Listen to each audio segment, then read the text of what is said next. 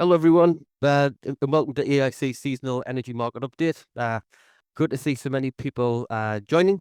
There are still a few people tuning in now, so I'll just give it a second to allow a few people to get in there. But thank you for everyone taking the time to join us, and hopefully it'll be a useful session. We'll explore what the current conditions are and what the outlook looks like, and hopefully you'll get a lot out of it. Okay. People can still join. I'll start doing the introduction now, and then people can still get in for the important bit when John's speaking. So just by way of an introduction, then, before we really get into it, just to confirm, there is a recording of today's session being made, and it'll be available to everyone. I think we plan to send it out on Friday this week, so feel free to make notes. But forgive me, just someone sent a message. Yeah, so there is a recording available. Everyone's microphones are muted, but there is a Q&A function, so we'll probably leave all the answers to the end, but do ask them throughout because it'll give us time to kind of prepare for them and whatnot. So use the Q&A throughout the session. And then if you skip to the next slide, please, John. Most of the attendees will know who we are and who EIC are because we've been doing these webinars for a couple of years now. I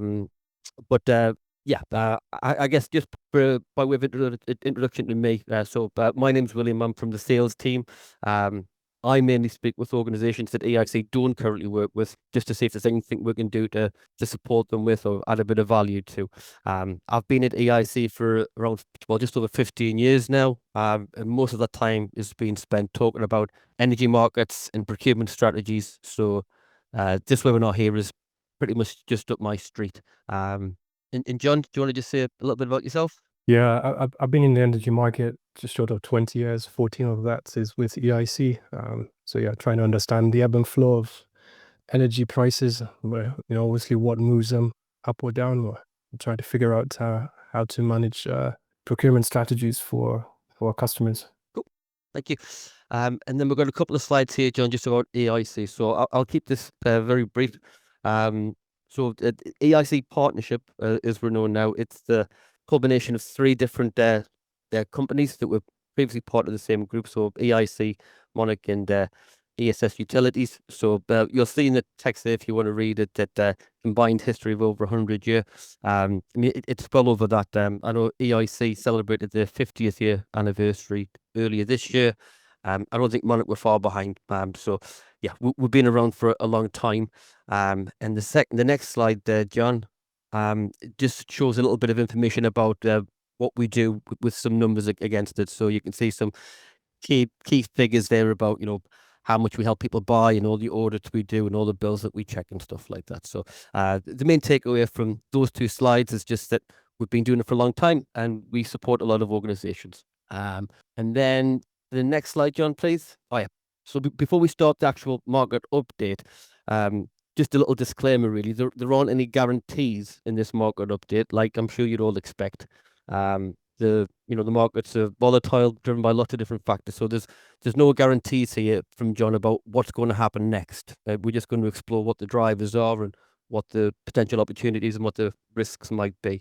And secondly, there aren't any specific recommendations about this is what you should do, because everyone's objectives and risk appetite is going to be different. So you need to decide what your strategy should be based on your own circumstances. And the next slide, John, please. So we have a couple of pools. If I can just ask for your participation in this. The first question is just to kind of have a bit of a feeling for what people's expectations are for the market prices. So over the next year, do most people expect them to go up, go down, stay the same, or do you just not know? Thank you. Still a few people casting a vote. Cool. Thank you very much. I'll just end it there and share the results. So hopefully you can all see that now. The majority of people expect it to either go up, 42%, 27% think it might stay the same, and then 18% go down. And the smallest amount of people don't know. I'd probably put myself in the smallest part of the poll there that don't know, because I don't know. But yeah, that's interesting. Thank you very much for sharing that. And the next poll I'd like to ask, just to understand a little bit about, how people's expectations kind of mirror what their contractual status is. So when are your energy renewals due? So if the 42% of people think energy prices are going to go up, I'm just curious as to, what proportion of the audience have renewals due fairly soon. I do appreciate that, if you've got a flexible contract, you might have a renewal due, not for a while, but you're actually, but you actually have exposure already, because, you're managing that exposure in the flexible contract. But at least if you've got a contract, you kind of have the mechanism to control, your market exposure. Whereas if you don't have a contract, you don't. So it is interesting for me. So I'll end it there, and I'll share the results. So only 7% have renewals during the next 7% have renewals during the next 6 months, which kind of makes sense. If the majority of people think prices are going up, they don't have renewals due fairly soon. 28% is the next 6 to 12 months. Majority of people is in the next 12 to 24 months, which is good. And then a lot of people 24 months plus. So maybe the people with longer dated renewals are, they're here to talk about market conditions because of the flexible strategy that they're managing. 12 to 4 months for the renewal being due is probably a good time to start considering what your options are, because markets are liquid, in that kind of window. So it's the perfect time to start considering what your options are. So I'll stop sharing that now. Thank you for participating with that. And then if I just close this bit down, can you maybe go to the next slide, John? Before I hand over to you, John, I just wanted to say something really quickly, just about the whole point of why we're here. I know everyone's got their own reasons why they're joining the webinar, but there's quite a diverse audience. So I just wanted to talk about the importance of the content and why it matters. So we start off talking about the market fundamentals, and then we'll go into what the market prices are. We'll be focusing on the commodity only element of the costs, and there's two important reasons for that. One is that it's the single most significant part of your costs, energy costs. So for electricity, typically it'll be around 40% at the minute, and for the gas, it's a little over 50%, I think, maybe 55%. But it'll depend on circumstances. But when you look at the electricity, it might only be just over 40% of the costs, but all the other costs are made up of lots of smaller elements, and the energy commodity is the single most significant part of it. And importantly, but more importantly really, is the fact that it's the part of the cost that you can influence the most. So when you're deciding when to secure contracts and what trading decisions to make, the timing of it is really important. So that's why looking at the commodity part is really important. And then the reason why we start looking at the market fundamentals part is that that's what drives prices. It's the point of delivery. We operate a marginal pricing system, so the supply that's required to meet demand sets the price at the system level. So that's a good honest price. And when you go out further into the future, that's when sentiment creeps in and people start having to think about what might be happening around the corner, and that's when headlines have an impact. And for energy buyers, most of the time, the vast majority of people can't just pay system prices, because you wouldn't be able to operate not knowing what your costs are going to be from one day to the next. So so everyone's hedging really. So the information you'll get from today's session will hopefully help you decide, how you should be hedging. And I've spoken to people before who don't think that they're hedging when they're in a fixed contract, but everyone is. In a flexible contract, you'll be doing lots of hedging, trading decisions throughout the term of the contract, depending on what your strategy is and what the prevailing market conditions are. And in a fixed contract, you're doing it all in one go. When you sign the contract, when you sign the contract for that contract term, you're hedging 100%. So everyone's hedging pretty much to control market exposure and prices. So the timing of it, because the market volatility is really important. So you can either get it right and be a hero, or get it wrong and costs can be significant. So the information that John will go through today will hopefully help you to be better informed when it comes to deciding how you want to manage that price risk and the market exposure. So that's enough from me. I'll mute myself and hand over to you now, John. Thank you. Thanks, Billy. Yeah, so we'll start off with market fundamentals. These are the things that affect supply and demand. We'll be looking at both gas and power. So we'll do a bit of a look back to kind of project maybe perhaps what may come uh, ahead of us in time. So here we're looking at kind of LDZ demand, which is a lot of heating load that comes onto the grid. Here we're doing winter comparisons, and last winter was had a higher load compared to the previous two. But in general terms, the winters we've had throughout the crisis and into last winter generally considered mild by seasonal standards. And the expectation, certainly the current forecast that we've got, that is always subject to change, unfortunately, is that there's indication of a mild winter once more, probably unseasonal in that sense, but with cold snap risks in the Q1 months, perhaps particularly February. So if that forecast is to be true, with a wet and windy Q4, that will help reduce gas demand from a heating perspective, and the wind aspect would allow for substitution of obviously renewable versus the gas, so that further tempers gas demand on the winter. But we'll have to see how things transpire. But we do have some sort of indication of what the more likely outcome will be. But as with just predicting weather in itself, there's always changes that kind of bound. Here we're looking at supply, and you can see the ebb and flow of supply dependent on the time of the season as such. Winter supply tends to peak, and during cold snaps we tend to see more flexible supply having to top up in order to meet the elevated demand during peak cold snaps. The main takeaway from here is that indigenous supply, pipeline supply is like a baseload supply in a sense. It offers the bulk of supply of gas that comes to the UK grid. UK's indigenous supply is in ever yearly decline because of very mature fields that only have a finite amount of gas that's there. Exploration as such hasn't been necessarily a priority over the years. But what's taken priority now is liquefied natural gas, the LNG, and that tends to be a really good flexible supply over the winter, where we do get quite a large component. And then on top of that, we do get storage withdrawals that tend to act as a backup as and when we need it. And with our interconnection with Europe, we can tap into their gas that's in their storage as such, and have the gas flow our way. For UK gas, the primary thing to note here is that we're very reliant on Norwegian gas that comes through the Langlet pipeline, and some of it comes through from the North Sea via the Vesterlet pipeline. And liquefied natural gas obviously stack up to make a huge component of the overall supply. So we have to be extremely careful monitoring this, because anything that affects those two will have an impact on price. Right?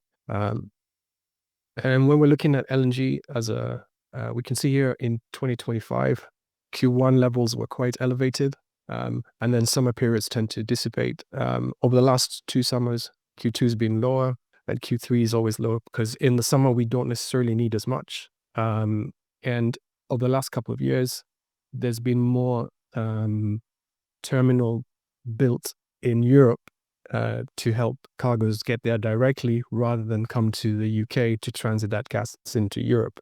So increased capacity in Europe may start to influence perhaps how much LNG the UK gets. We do get a component of that for our own consumption, but also to send over to Europe as and when it's needed as well, because our capacity is quite large with 3 terminals that we've got. So it'll be interesting how, going into this winter, how does Q4 start to stack up, and how will Q1 as well stack up? If we have a mild winter and heavy deliveries, that should put a cap on price to a certain degree, maybe even soften it. If we do have a cold snaps at that time, are there strong deliveries or not? Because the response for that is on LNG. Like as I described, pipeline supplies is generally like a baseline. You can't get any more than that. So the top up comes from LNG. So as and when we need it, it's slower to turn up, but production, as I'll show in coming slides, is ever increasing globally.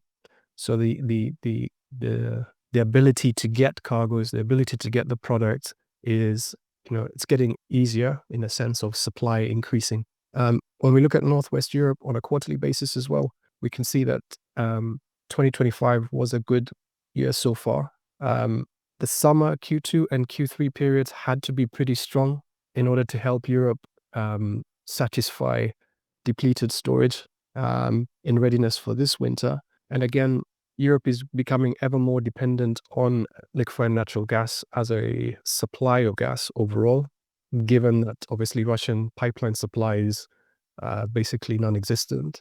And you can see here that LNG has accounted for around 34 to 35, 37% of EU gas winter supply over the last 3 years. That is an increase from an average of 18% previously. So LNG as a supply point, the importance of it is ever increasing.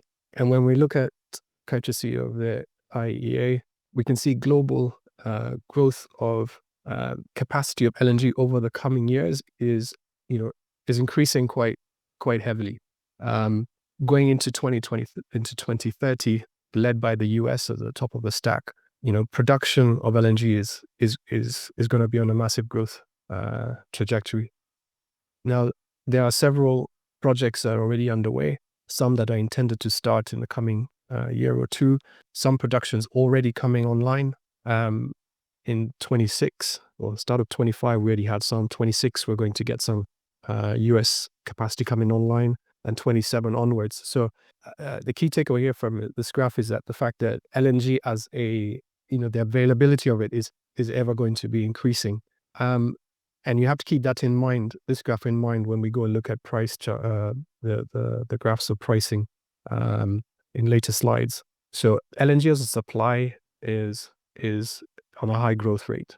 US exports have been on a very strong increase, and with those projects from the US to come online up until 2030, the gas exports are expected to continue to increase. Now, how those projects come online, how that gas gets to market. So it's one thing to build a capacity; it's another thing to get the product to market. So there's going to have to be a build out of ships, etc.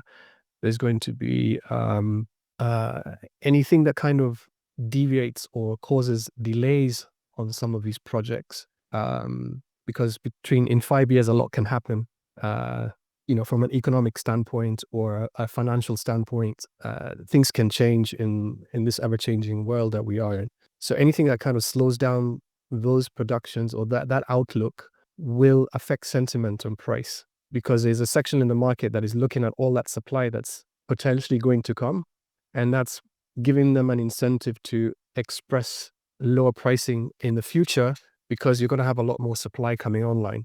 So anything that changes the timelines of that, they will have to adjust their view on markets, and they will end up having to possibly get out of their positions, and that can kind of cause prices to push back up. When we look at EU storage, it's very important for the gas market, has an influence on gas pricing and power pricing.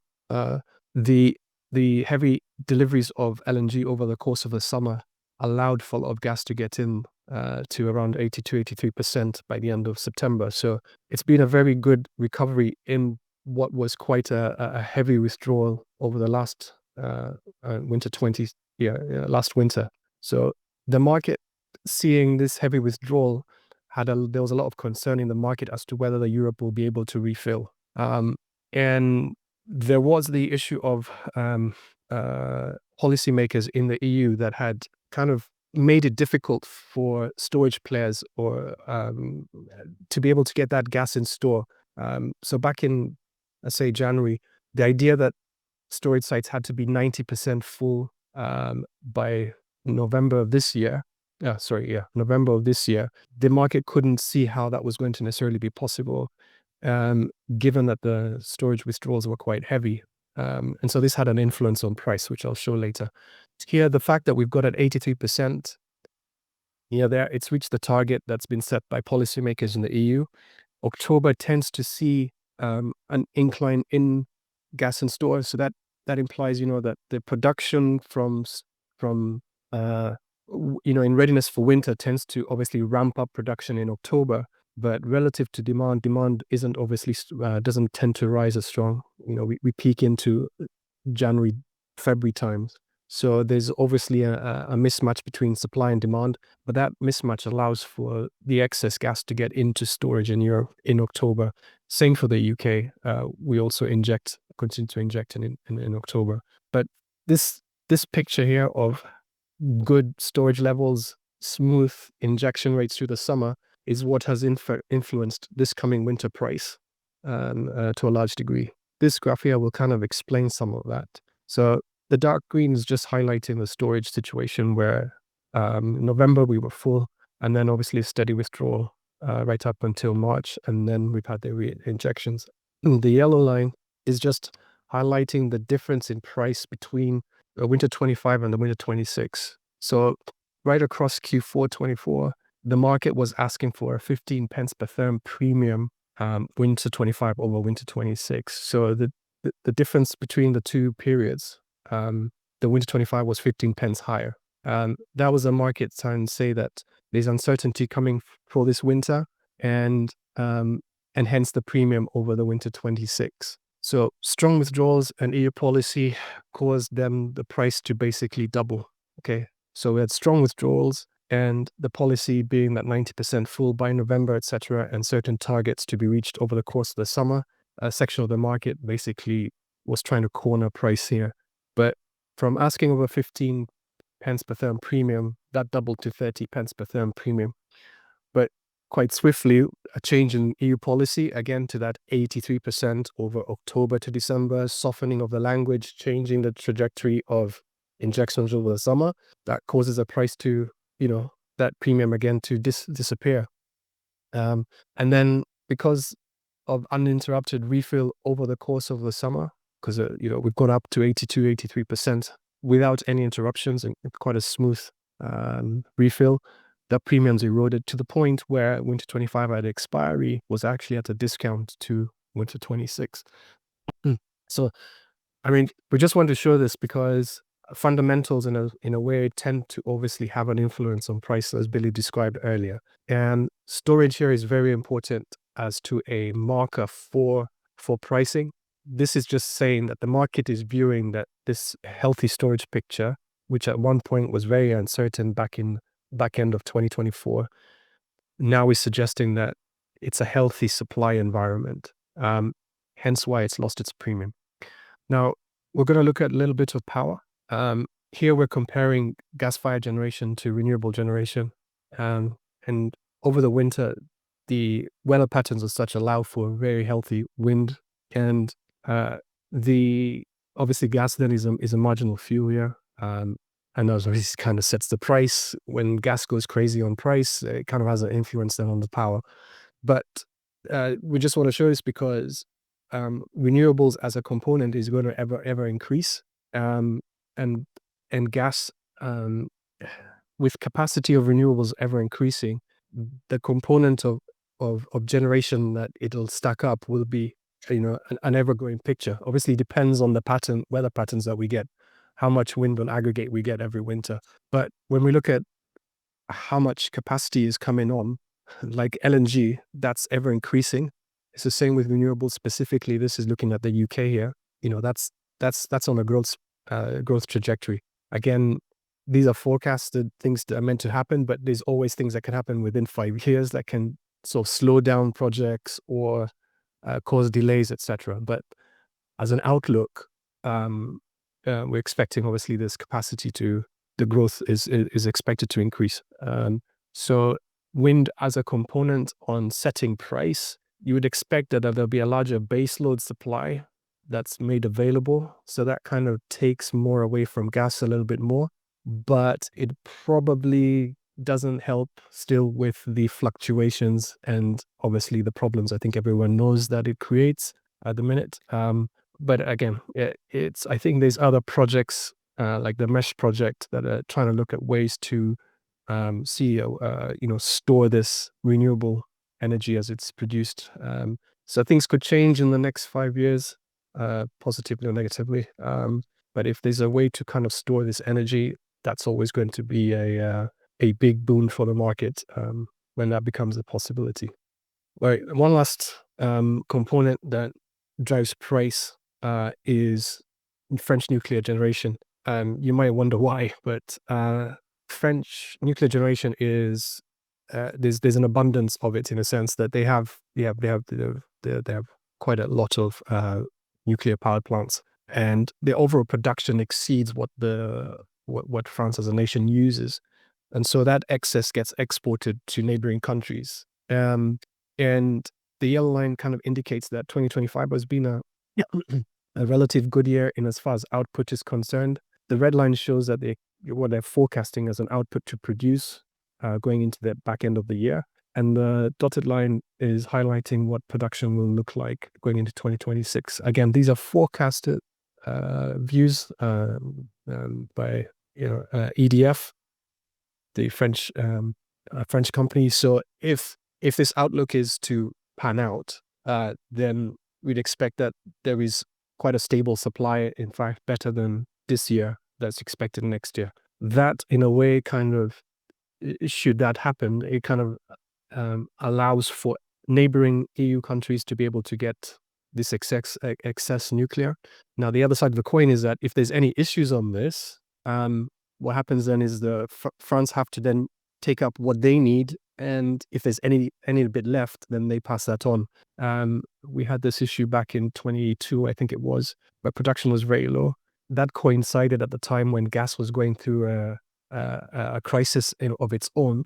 So this issue kind of compounded the problem, because when neighboring countries can't get that nuclear generation from France, they have to look for alternative fuel. The alternative fuel to create the power, most of the time, the first stop is gas. So not only is gas going up because there's a supply problem, but now you're asking for extra demand on because France can't produce enough nuclear generation. So there's a symbiotic relationship between all of these sources of energy, and the way that we're all tied in together, interconnected via pipelines and power cables.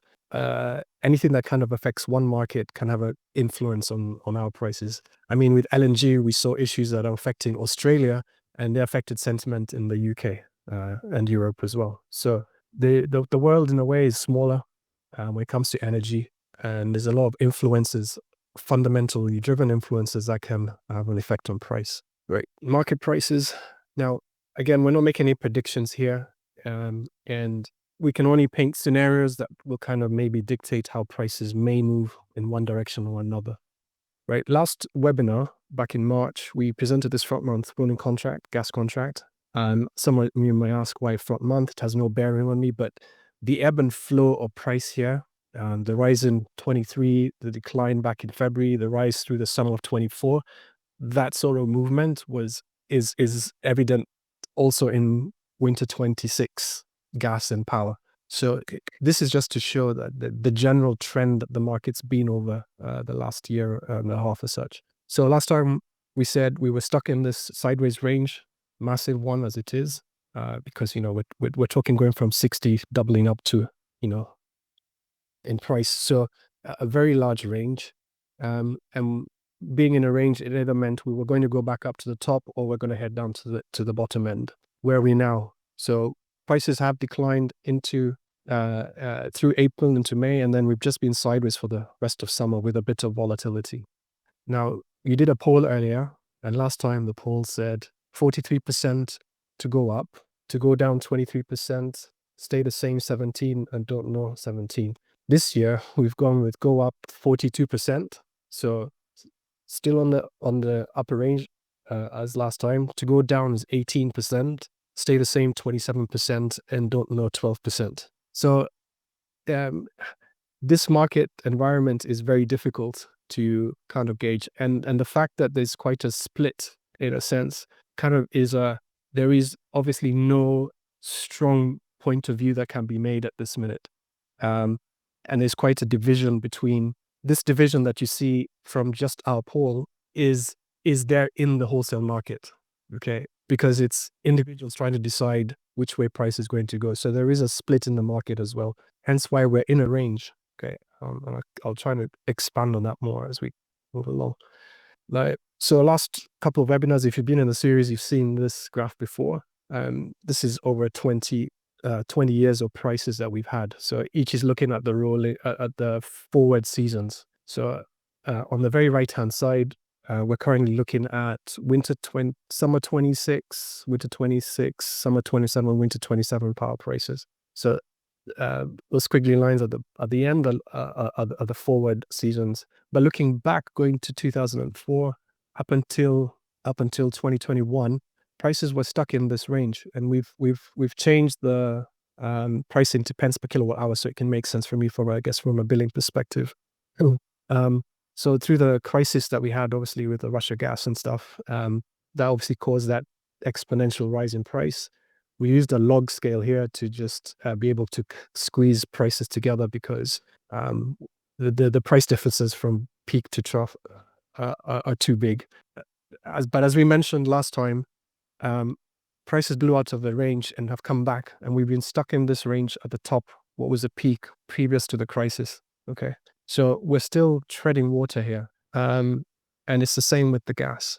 Okay, sorry, and it's the same with the gas. It's a bit of a messy graph because again, we're using log scale here, but we were in a range, and just like the power, gas being the lead problem for prices to break out, and gas has come back, and gas is more volatile.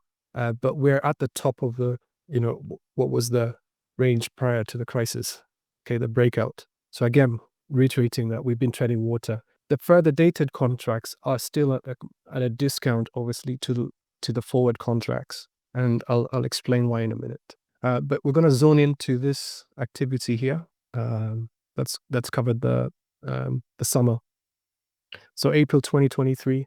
Now this does look similar to the front month that I described earlier, where we went up in 23 down into Feb, and then through the summer of 24 we were in a rise, and now we've come back.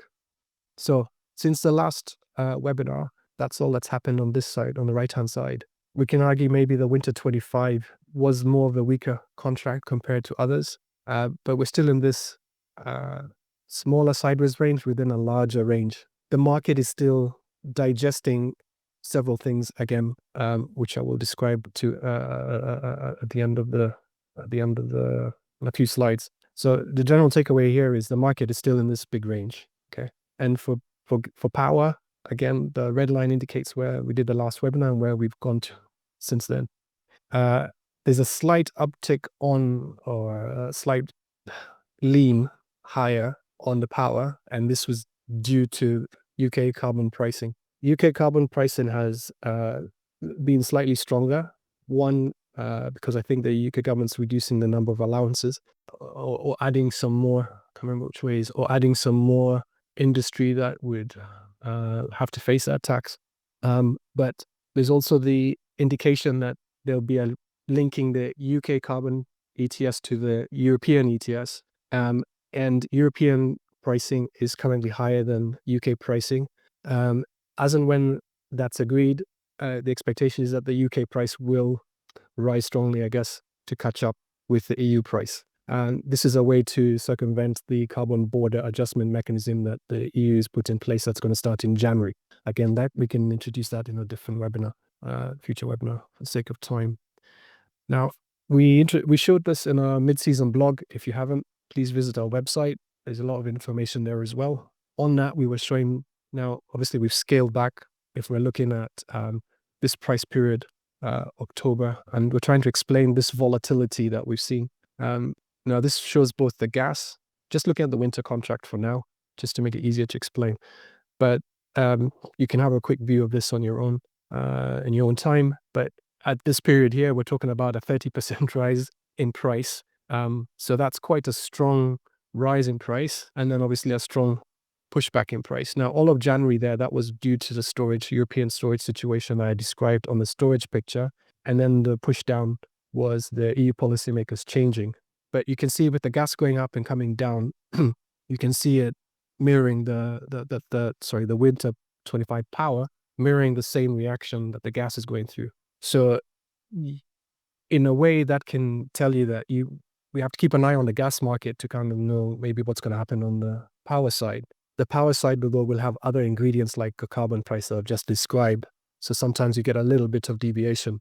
But gas being still a marginal fuel, it's going to have a massive influence on, I guess, how the power price is going to move. And you can see that it's a mirror of each other. So this volatility, will it continue? Going into the winter is always a risky period when it comes to demand-supply balance. But headline news, which causes these kind of volatilities, kind of shows that the makeup in the market's also changing, where we've got lots of hedge fund participation in the gas market. We've got algorithm trading that takes a price action based off of headlines. And we're seeing a lot of headline-driven news, headline-driven price moves. And that's starting to become the norm, specifically for the gas market, because the liquidity there it's a lot easier to participate in the gas market for these kind of companies. So one to watch while you're making decisions here is obviously, as Billy had mentioned, timing. When you can have a view at one point, and then when you're coming to do your budgets and stuff, things will move 30%. So it's just to keep in mind that this kind of market is I think we stay in this while we're in this sideways range. That volatility is you have to keep that at the back of your mind.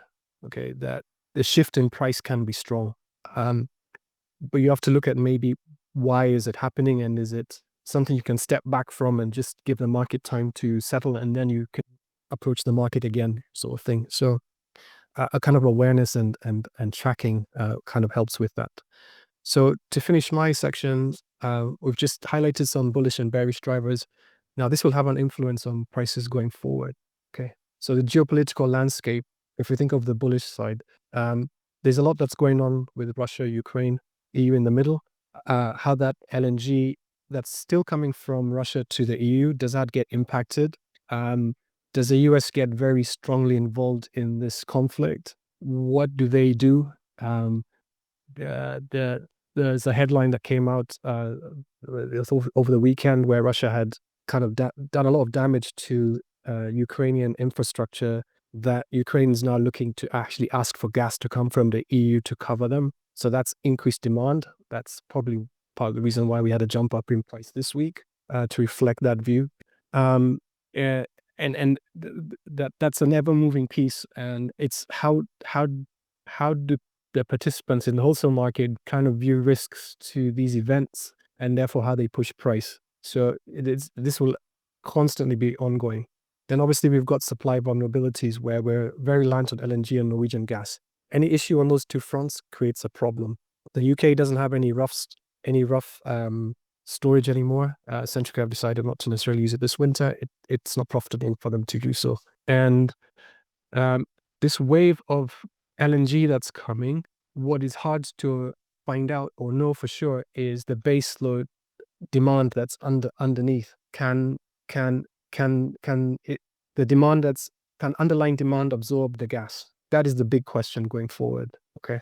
And then shorter term is, what does Asian LNG demand look like over the course of winter? Stuff like that. And on the bearish side, it's the view that the crisis where we had that really massive move up in price created a price environment that took demand away. People had to look for alternative fuels, or production had to be curtailed to a point where that demand's not expected then to come back. So there's demand destruction due to the high price environment.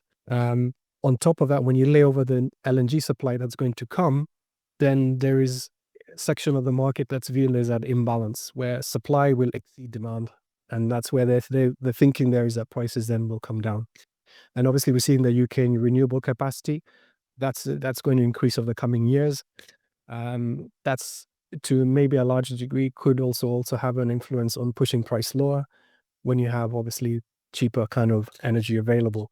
In the shorter term, it's the mild winter forecast. If that transpires, then there's no demand risks, and that pushes stored gas further back. And if we say weak Asian LNG demand, it depends on their weather forecast as well. If it's mild and they have lots of gas in store, then things should be there shouldn't be much competition necessarily then for LNG between Europe and Asia. I think that mostly covers it. But I think the key takeaway here between the bulls and the bears, please just remember where prices, we've been treading water for the last year and a half. Something's going to break. At this point, we can't say if it's up or down. There's certainly, for some of our customers, will know there's internal price markers that if price then gets above a certain marker, we're expecting a big push up. And at a lower point, if we do break certain price levels, then we are going to get lower pricing over the course of time. So the sideways range can last for a long time or a short time. It's very difficult to gauge. There's a balance between the bulls and the bears at the minute. But it's the way price gets out of it is what counts. But we just don't know in which direction. So with that, I'll pass you on back to Billy. Cool. Thank you, John. Okay, so like you might have noticed on the agenda at the beginning, I know this is a commodity-focused webinar, but I just wanted to cover some key changes on some non-commodity costs as well. There's more information on the website, and we are scheduling another webinar specifically about non-commodities in February or March next year. So there'll be more detail available if you want it, or just obviously feel free to ask questions. But there were 4 specific costs I just wanted to cover. So the first one was the pursuers costs, which the system operator NESO have confirmed are going to rise by about £5 a megawatt hour due to increased constrained costs. So that's obviously the cost for when there's too much renewable on and they've got to pay to curtail that. So about £5 a megawatt hour is about half a pence a kilowatt hour. So that's about over 1 million kilowatt hours or a gigawatt hour of consumption. That'll be about £5,000. So not an insignificant increase in costs.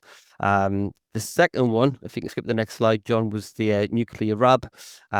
So this charge is going to be supporting with the development of new nuclear, similar to the contract for different mechanism, but it starts from the construction of projects rather than on the generation. So the costs are starting sooner, and because of the higher costs that Sizewell C, the initial rate that's going to start in December this year is higher than what it was expected to be. So it's about £3.5 a megawatt hour, and that'll probably just increase. I think it gets revised every quarter. And the next one is a fairly interesting one, the 𝐒𝐞𝐚𝐤𝐞𝐫𝐬 costs. So NESO recently published the 5-year forecast to start from April 26th. The final determinations are going to be confirmed by Ofgem at the end of the year, and then the final tariffs will be published by the end of January 26. And you can see what the forecast looks like at that table on the right. So the bands in the left column, so you can see low voltage ones, high voltage ones, and extra high voltage ones. And then you see what the thresholds are, the lower and upper, and the next couple of columns, and then what the costs are at the end. So you can see, for example, you can see across the board all the costs are going up. So for the high voltage 2 band, the costs are going up from 22,922 to 53,487. So all the costs are going up. On average, the expectation is that costs increase by about 90%, which is a lot. You'll also might notice as well there's been some changes to the bands as well. So it could mean that some meters change what band they're in from April 26. So and that'll provide some winners and losers. So if you look at if you have a high voltage supply, for example, with 1900 kVA, currently you would be in band 4, which shows a cost of £115,923. But from April 26, because the band has changed, you'd fall into band 3 with an annual cost of £85,173. So, saving there about £30,000. But on the flip side, there's lots of people who are going to see really big jumps in costs. So, if you have an extra high voltage supply and a reserve of 4,000 kVA, you would have been in EHV band 1, paying £58,000. But from April 26, you'll be in EHV band 2, paying £508,000. So it's a massive jump, almost tenfold. So there'll be, generally speaking, people are going to see an increase in costs. Some people are going to be much more affected than others. But yeah, some big changes there. And then lastly, the one I wanted to mention was the capacity market costs. So we've seen a fairly big jump in those costs as well.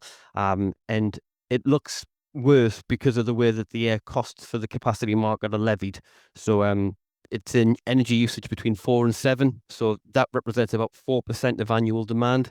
So all of the costs get loaded into the usage in those time bands. So if you look at the chart on the right, it shows throughout a day for like a typical low voltage supply what the non-commodity costs only would be.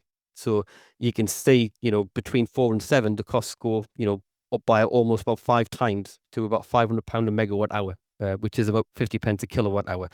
So, if you can avoid usage in those time periods, it's worthwhile doing so. How you're affected, and the opportunities available to you will vary a little bit depending on what kind of contract you're in. But ultimately, at some point or other, everyone's paying for that. If you've got a pass-through contract, you'll have the transparency and you'll see cost pass through straight away, and they'll be itemized. If you have them fully delivered, you'll be paying the supplier a premium already for bearing the risk of the uncertainty that they had when they offered you those fully delivered rates. So, and then next time with costs going up, it'll just be that those non-commodity costs go up. So, it's good that on the commodity side, prices have been fairly stable, and there's some downside potential there. But on the non-commodity front, there's been a bit of a move up. So yeah, that's it. As far as the presentation goes. So thank you everyone for joining and listening to it. I'll just have a little look for any questions that have come in.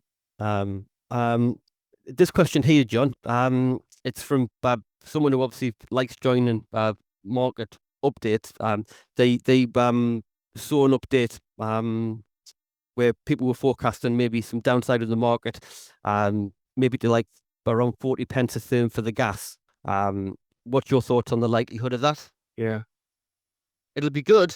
You think it'll happen? Let's see if I can go back to the. Okay. So like I described before, I think. Sorry. So as described before, I think the market's, like I said, in a holding pattern in a sense. So for the bearish cases, that all of that LNG is coming. When we look obviously going into 2020, into 2030. So that supply is ever increasing. How much of that can the EU and Asia absorb? And that's the unknown. I think if the market gets a sniff of the consensus continues to grow that supply is going to outweigh demand, then you will get, I think the market will then have to at some point start to head lower, because the market then needs lower pricing to incentivize demand to grow, to absorb that supply. So as far as targets are concerned, I mean, 40 pence per therm is around 1.4 pence per kilowatt hour. So, that's about halfway across this range. So that's talking about, I think it is possible because we've been in that range previously. Yeah. That's halfway across this range, isn't it? So that scenario would allow for the gas to get there, to find the demand to grow, to take up that supply. So there's an old saying in the market that the remedy for high prices is high prices, because when you're at high prices, the demand goes, and then prices have to come back down. And if the supply outweighs the demand, then prices have to go lower still to kind of make it a better alternative to use. Yeah. So in a lower price environment, the demand then grows. And gas and power are what you call a commodity in a sense. And commodities go through these boom bust cycles, where in the past, when price got too high, for example, back in the day, coal would step in as the alternative fuel. And so there was always a kind of top in price. The UK landscape has changed, where coal is no longer we don't have an alternative in a sense. So we can't switch on anything else. So we're going to be influenced by, I think, global LNG pricing to a large degree, because that supply is important. So can we get to 40? I think it's possible. Yeah. Certain things have to happen, obviously. Certain price levels have to break inside here to cause that. When that will happen is hard to tell. Yeah. But it will look obvious on the graph at some point. the hard bit, the difficult one, is to know when it's happening. But I have to caution, quite equally, I think we can't, like I've said, in a sideways range, you can't you can't say that the volatility is gone. The upside potential is still there. We're still Yeah. vulnerable on a supply side. So while they're talking of 40 between now and whenever that's possibly going to happen, there's a chance of 100 because we have very finite supply routes. As a scenario, if we have an issue with Norwegian gas, everyone's going to be affected because Europe are very reliant on that and LNG as we are. And if there's a shortfall of whatever reason and it happens over the winter even more, the market's going to have to react to that. And we're going to have to go up in order to even ask for more LNG to come in to substitute a shortfall on Norwegian supply.